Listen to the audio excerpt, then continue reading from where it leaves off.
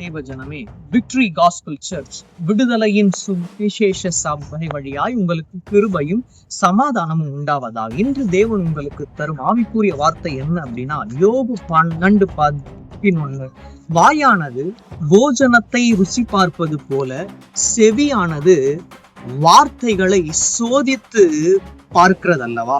நல்லா பாருங்க, நம்மளோட வாயானது போஜனத்தை எவ்வாறு ருசி பார்க்கிறதோ, நாம் நம்முடைய செவியை கொண்டு வார்த்தைகளை சோதித்து பார்ப்பது ரொம்ப ரொம்ப முக்கியமானது.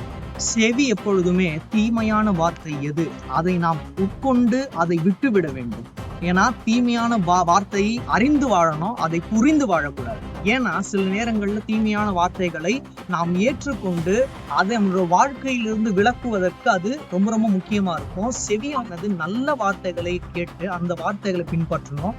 அதனால நல்லா புரிஞ்சுக்கோங்க, வாயானது போஜனத்துக்கு ரொம்ப முக்கியமானது. போஜனம் அப்படின்னா உணவு, ஆகாரம், எப்படி வேணா நீங்க சொல்லலாம்.